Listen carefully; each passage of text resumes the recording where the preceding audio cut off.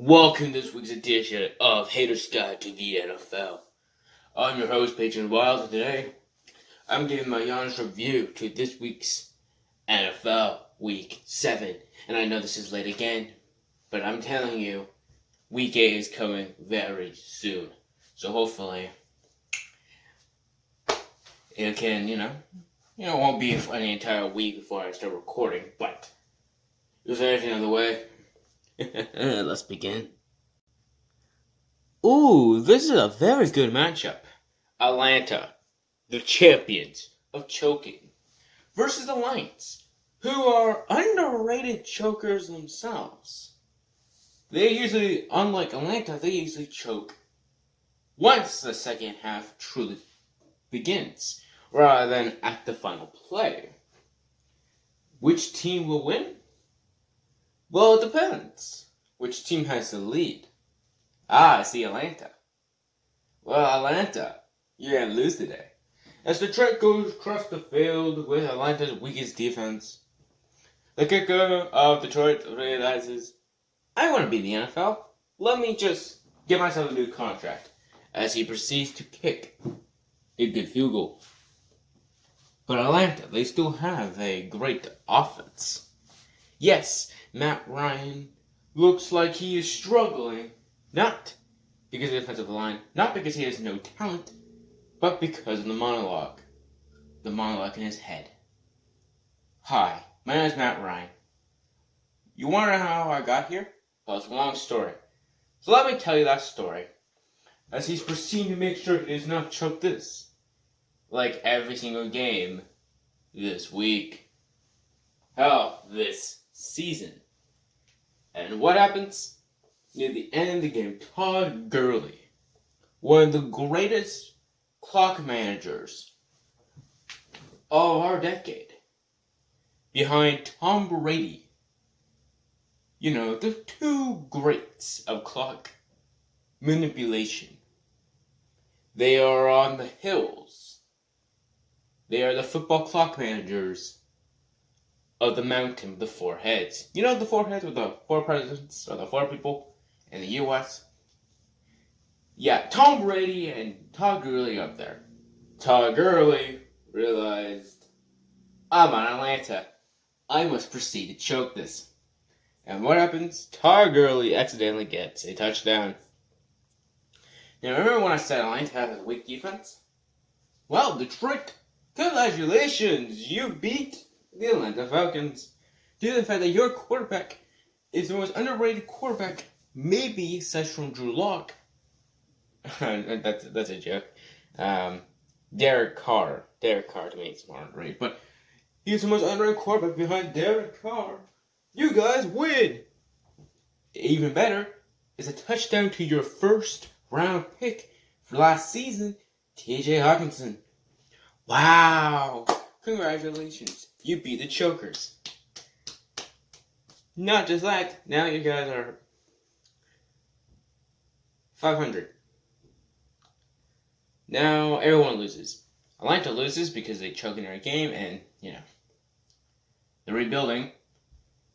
Detroit loses because now they want to keep Matt Patricia. Matt Patricia loses because he's ruining his career even more. Detroit is losing because, they want to win, but they can't. And the only people that are winning are people like me. Ha, ha. Ooh, an interesting matchup. The Titans versus the Steelers. This matchup was supposed to happen, a couple weeks ago. It got delayed. The Titans were full of coronavirus. And now this is finally happening. Two undefeated teams of 5-0. And you know what happens when two 5-0 teams play each other this early on? The winner wins the Super Bowl. Or at least makes it to the Super Bowl. After all, the last time the Titans went to the Super Bowl, it was a controversial play. To me, to be honest, I simply don't remember the play, so I don't remember if truly the Titans had won it, or did LA. The point is, the Steelers won their Super Bowl last time they were undefeated past this standpoint. The Steelers look incredible. They have the gigantic lead. And then the Titans, they're coming back. How?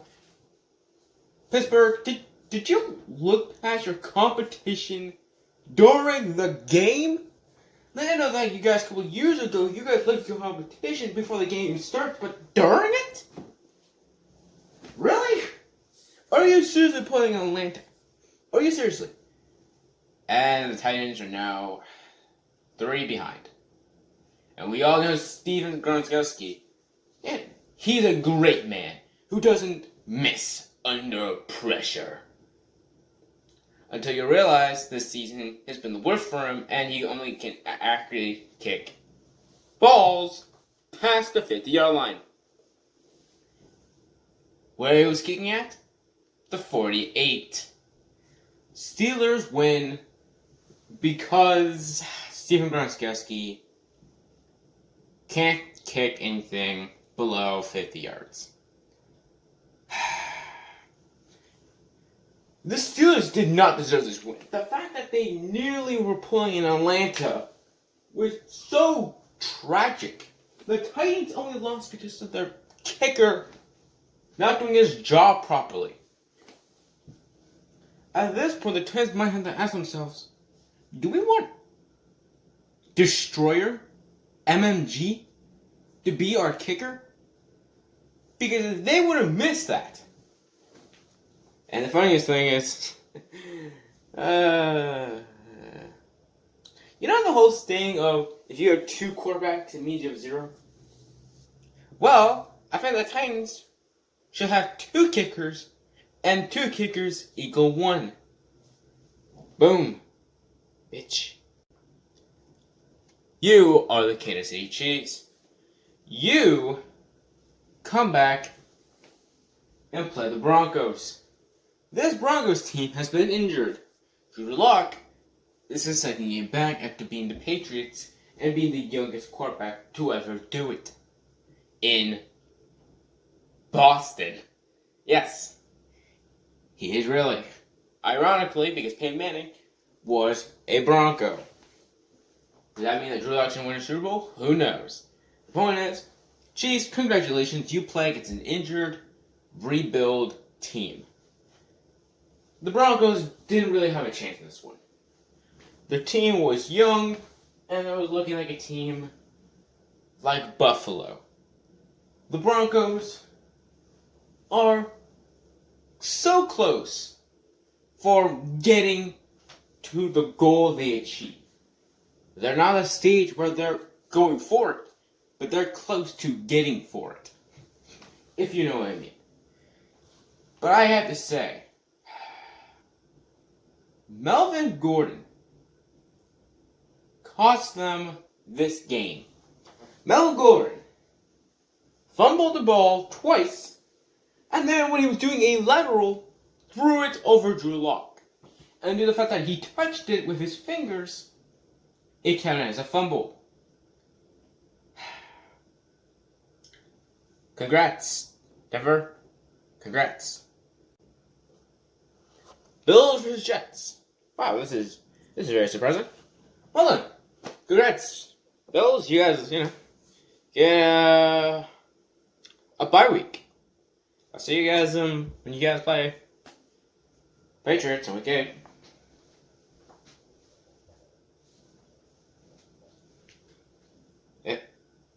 Am I blind or something? Are the Jets winning by over 10 points against the Bills? The best team in the division. The best team in the AFC East is losing to the worst team in the entire NFL. Goddamn, I must be blind. Yep. I was blind. I was delusional. As the Bills are coming back. Huh. Guess I wasn't blind after all. Congrats, Bills. You nearly lost a game where you should have won drastically. I can't believe this team was blown out by the Titans. 42 points. 42 points by the Titans. Why? Oh yeah, little side note. The Jets only put that many points because guess who was calling plays? Not Gase. Jets. Gase is the answer. You guys are getting Trevor Lawrence. For sure. Jimmy Garoppolo. Well, this is the game we've been waiting for. 49ers versus Patriots. New guy versus the guy that, the coach wanted. But then there was the whole thing of Tom Brady going to Robert Kraft, then the whole forcing you to trade and all that. I'm not getting into that whole situation, but yeah, I feel like the Patriots made a big mistake trading Garoppolo. Granted, Garoppolo isn't really, like a Russell Wilson type person, but he's fine, I guess. Probably should have won a Super Bowl, but he choked because head coach is part of the Atlanta Falcons. Yay. Anyway.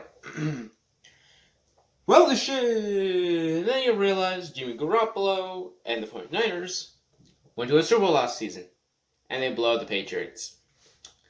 God damn it. Cam, we need to talk. I don't know if it's the injuries. I don't know if it's because of coronavirus. I don't know if it's just the offense in general, not having any talents, the offensive line, getting injured. I don't know what it is. But, man, just when you thought the Panthers were ruining your career, we're somehow doing it even worse. It's kind of weird that I want Cam Newton out of New England. Not because he's bad, but I want to save his career. I don't want him stuck here. Granted, Cam Newton isn't really that much of a passer, that much of a accurate thrower. So, I don't know. At this point, we might be considering getting a top 3 quarterback in this year's draft. Let's think about it. We're getting a top 3 quarterback. You know what? I wouldn't actually mind it. I wouldn't mind it at all. LA Bears. Nick Foles versus Aaron Donald. Aaron Donald has never played Nick Foles. We can't allow that. Aaron Donald's never got stopped against Foles? Unbelievable. This needs to happen. Aaron Donald must play against Nick Foles. Nick Foles is already known for being Brady, but Donald? Aaron Donald. Nope. No. I don't believe it. I can't believe it. There's no... Yeah, there we go. Rams beat the Bears. Yes. Aaron Donald's stats increase. The Bears prove us more than frauds. And the cycle continues on. Who do the Bears play next week? The Saints. Ooh, the battle of the frauds. The frauds. I can't wait for that one. But knowing this game is going to turn out to be Atlanta Lions all over again. God damn it. Well, this is a odd matchup. The Buccaneers are playing against the Raiders.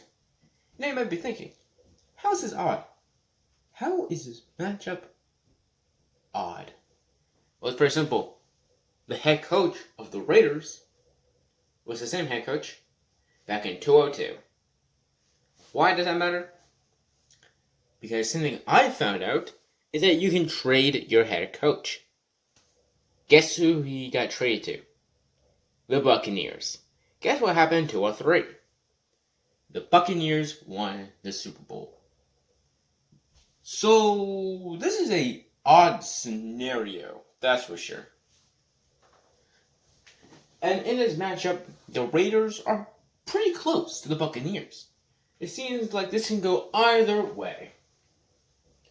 But then, Raiders struck midnight at at the second half and start getting destroyed by the Buccaneers. Look, Raiders, I get it. I completely understand. It's hard to beat Tom Brady, and it's hard to beat this Tampa Bay team when Jameis Winston isn't even on it. I would have loved to see Jameis succeed with this offense, mainly because of the fact that I believe Jameis was screwed over by the organization. But, you know what? As much as this sucks for the Raiders and Raiders fans, I think this was actually a best choice for you. Because think of it like this. If you would have beaten the Buccaneers, do you really truly believe that you're better than them? Do you believe that you'd be better than them if you beat them? Your expectations for the Raiders would be drastic. And look, I love me some Derek Carr. But Derek Carr has flaws. Every quarterback does. So as much as I would say, I would love to see the Raiders win, the Buccaneers, I feel like, deserve this win in the end. They just outplayed you guys, if I'm being honest. Well, divisional rivals. The best two teams in the NFC West. Ooh, that's gonna be fun. This game is close. Very close. Not really. Seattle is just flat out beating the Cardinals. And you would think, wow, Seattle's proved that they should be undefeated.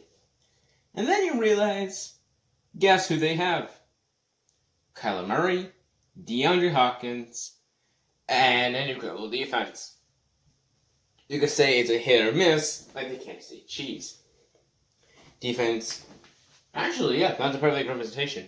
This would be the 2017 Kansas City Chiefs defense.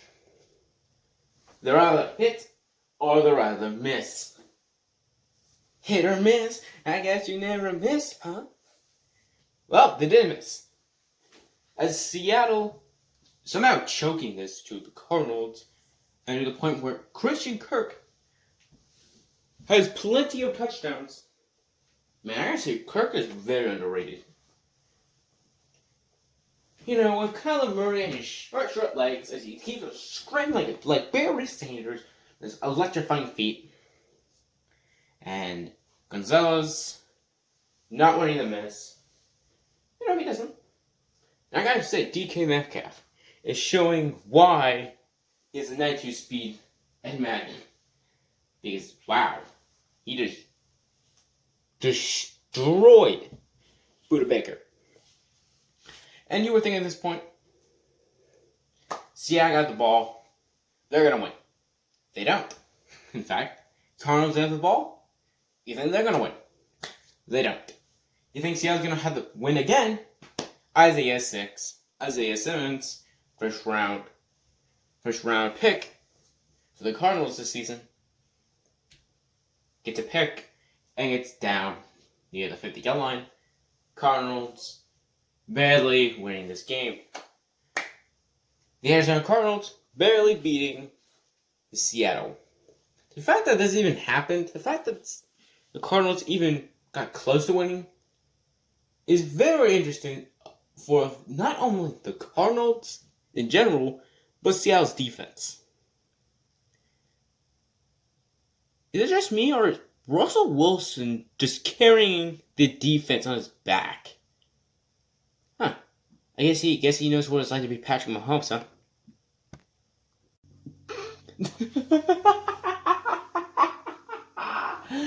No wonder why this was a Thursday night game.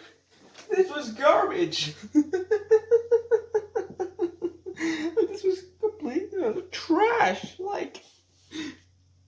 The fact that the Giants was 2 points away from beating the Eagles is hilarious.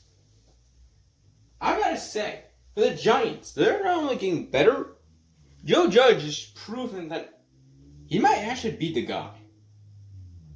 The only thing I knew about Judge He was a specialist. He was a special teams coach for the Patriots.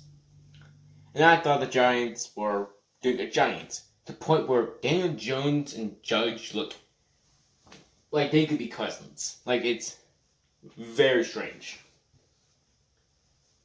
The Giants are improving every single time. I mean, Daniel Jones ran for 80 yards. Not just that, he looked pretty fast. How fast is Daniel?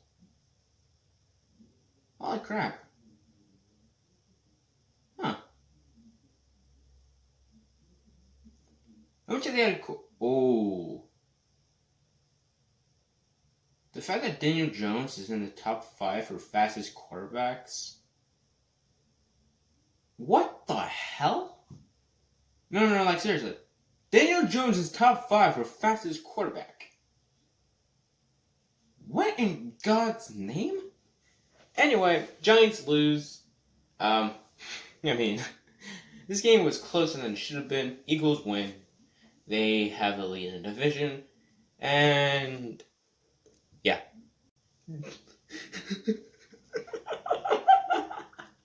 Oh my god.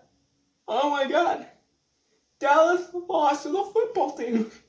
The fact that the football team, the only team in the division they lost to are the Giants.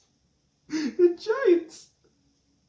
Washington's current quarterback is Kyle Allen.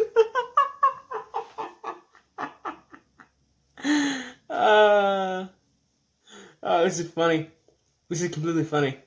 We need to talk about Andy Dalton. Yeah.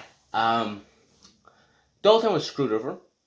Mainly because of the fact that the offensive line, garbage. Defense, garbage.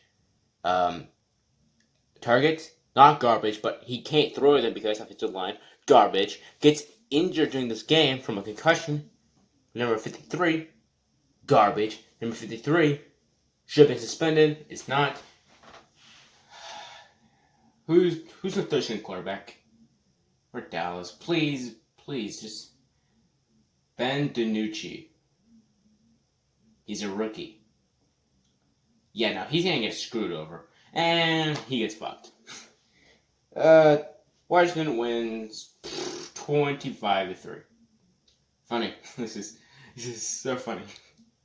At this point, I want Washington to win. Is it kind of weird that I want Washington and all the teams to be the best team in this division? I might be on drugs. But at this point, Washington fans would accept me into the group because they probably are on drugs watching fucking this division. Look, I'm gonna keep this one short because there's nothing else to say.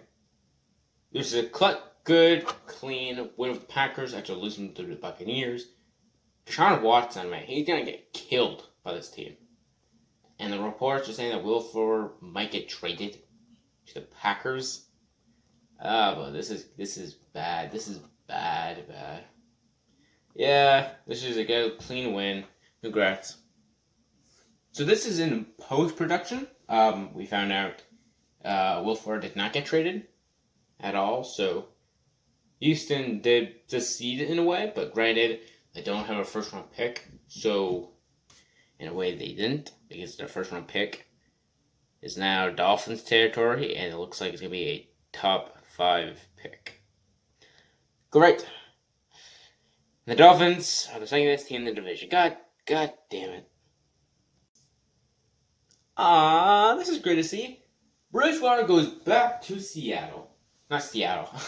Sorry, that's not bad. He goes back to the Saints, where, his career was fucking revived, and Panthers lose.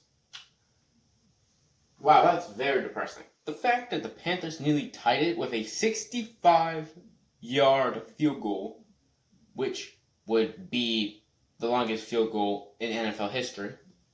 Yes. I am not joking.